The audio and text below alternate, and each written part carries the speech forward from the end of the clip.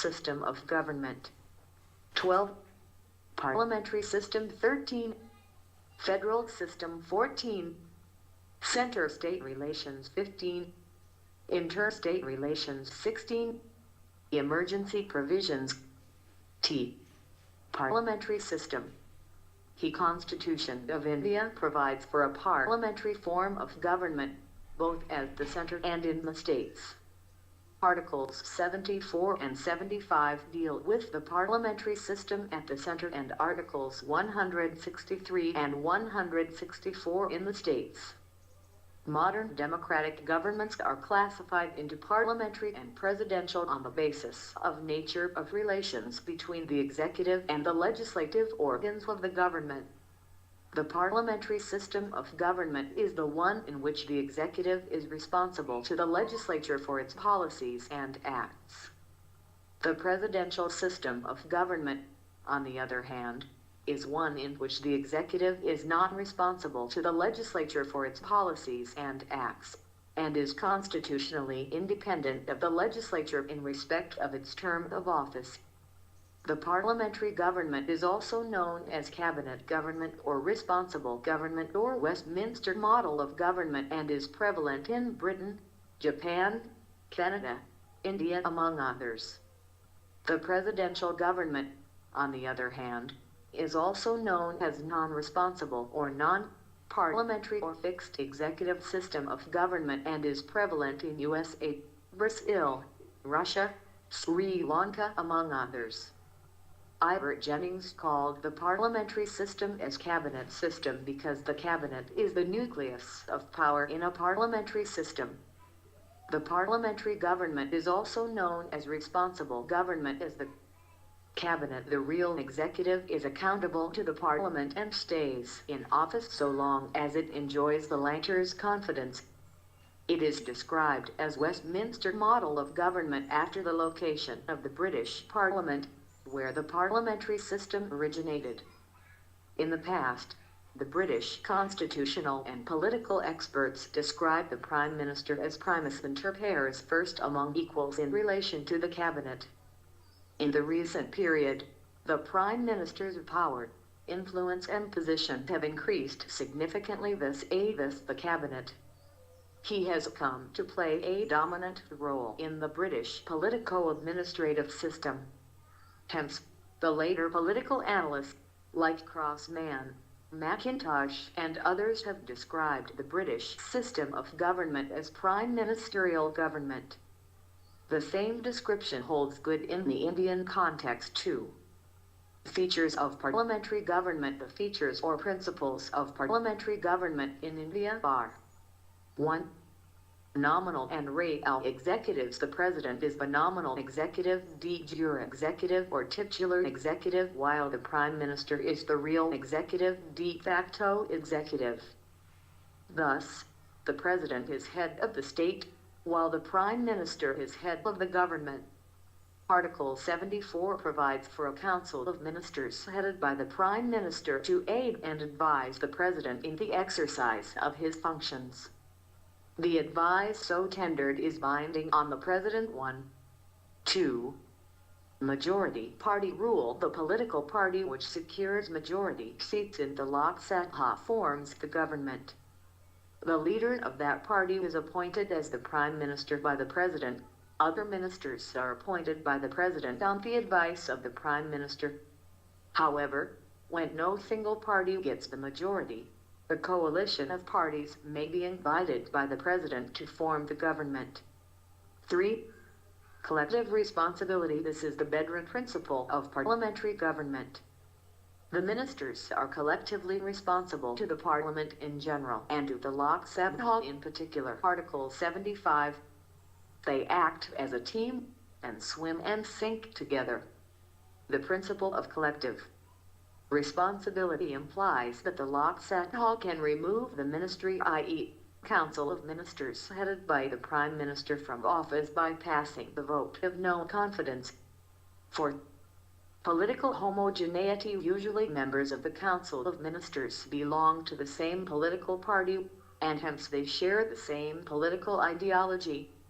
In case of coalition government, The ministers are bound by consensus. 5. Double membership. The ministers are members of both the legislature and the executive. This means that a person cannot be a minister without being a member of the Parliament. The Constitution stipulates that a minister who is not a member of the Parliament for a period of 6 consecutive months ceases to be a minister. 6. Leadership of the Prime Minister. The Prime Minister plays the leadership role in this system of government. He is the leader of Council of Ministers, leader of the Parliament, and leader of the party in power. In these capacities, he plays a significant and highly crucial role in the functioning of the government. 7. Dissolution of the lower house. The lower house of the Parliament, Lockset Hall, can be dissolved by the President on recommendation of the Prime Minister. In other words, the Prime Minister can advise the President to dissolve the Lockset Hall before the expiry of its term and hold fresh elections. This means that the executive enjoys the right to get the legislature dissolved in a parliamentary system. 8. Secrecy. The ministers operate on the principle of secrecy of procedure and cannot divulge information about their proceedings, policies, and decisions. They take the oath of secrecy before entering their office. The oath of secrecy to the ministers is administered by the President. Features of presidential government. Unlike the Indian Constitution, the American Constitution provides for the presidential form of government. The features of the American presidential system of government are as follows. A. The American president is both the head of the state and the head of government. As the head of state, he occupies the ceremonial position. As the head of government, he leads the executive organ of government. B. The president is elected by an electoral college for a fixed tenure of 4 years.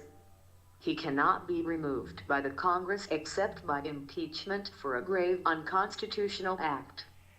C. The president governs with the help of a cabinet or a smaller body called kitchen cabinet. It is only an advisory body and consists of non-elected departmental secretaries. They are selected and appointed by him, are responsible only to him, and can be removed by him any time. D. The President and his secretaries are not responsible to the Congress for their acts. They neither possess membership in the Congress nor attend its sessions. E. The President cannot dissolve the House of Representatives, the lower house of the Congress. F. The doctrine of separation of powers is the basis of the American presidential system. The legislative, executive, and judicial powers of the government are separated and vested in the 3 independent organs of the government. Merits of the parliamentary system. The parliamentary system of government has the following merits.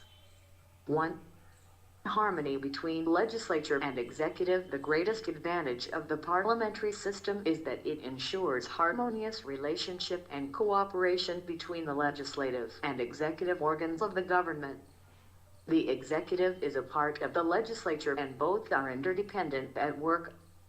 As a result, there is less scope for disputes and conflicts between the 2 organs. 2. Responsible government. By its very nature, the parliamentary system establishes a responsible government. The ministers are responsible to the Parliament for all their acts of omission and commission.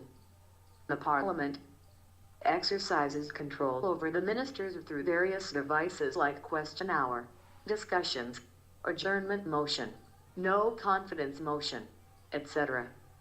3. Prevents despotism. Under this system, the executive authority is vested in a group of individuals, council of ministers, and not in a single person. This dispersal of authority checks the dictatorial tendencies of the executive. Moreover, the executive is responsible to the Parliament and can be removed by a no-confidence motion. 4.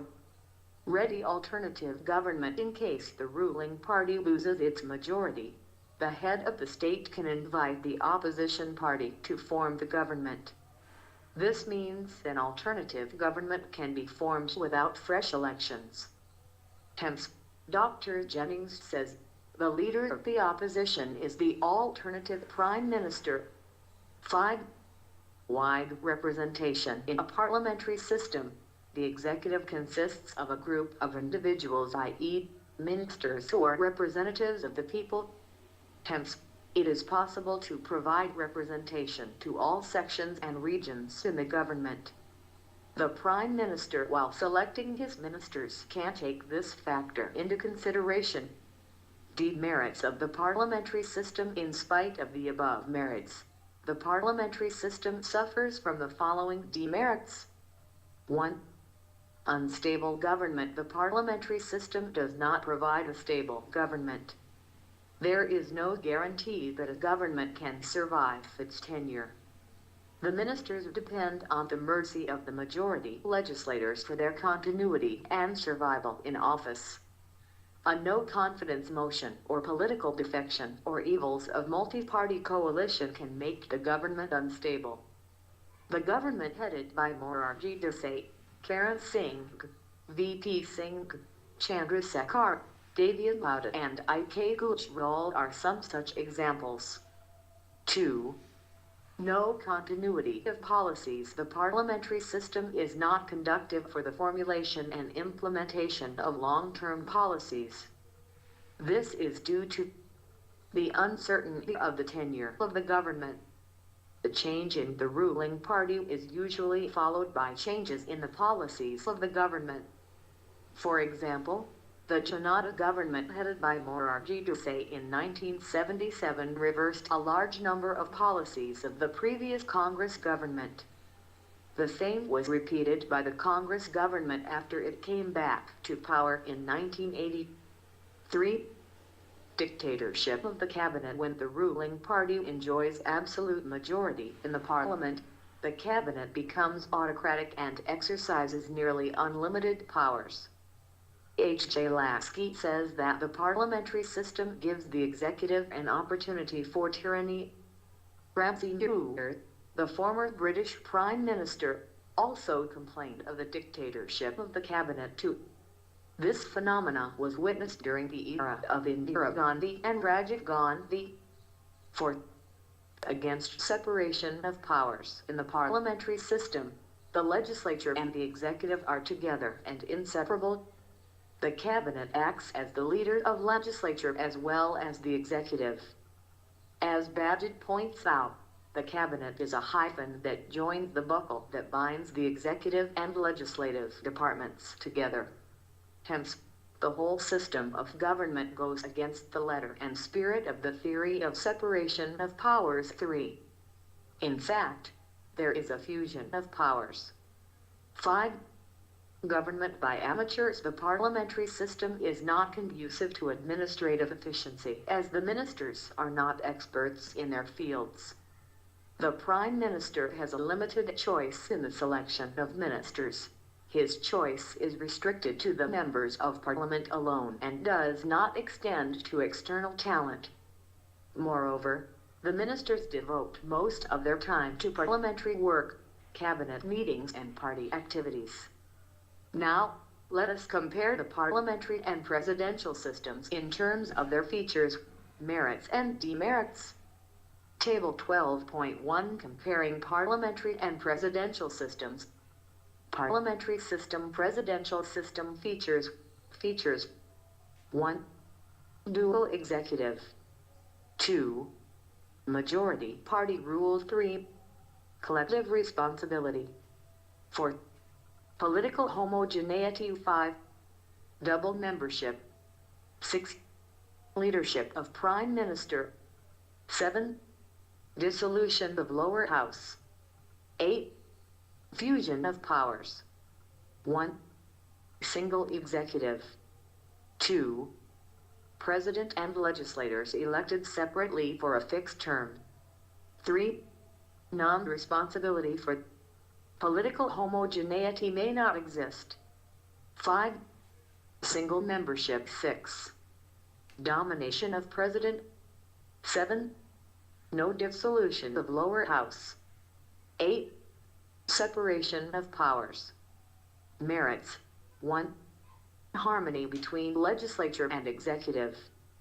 2. Responsible government. 3. Prevents despotism. 4. Wide representation. Demerits. 1. Conflict between legislature and executive. 2. Non-responsible government. 3. May lead to autocracy. 4. Narrow representation. Demerits. 1. Unstable government. 2. No continuity of policies. 3. Against separation of powers. 4. Government by amateurs. Merits. 1. Stable government. 2. Definiteness in policies. 3. Based on separation of powers. 4. Government by experts.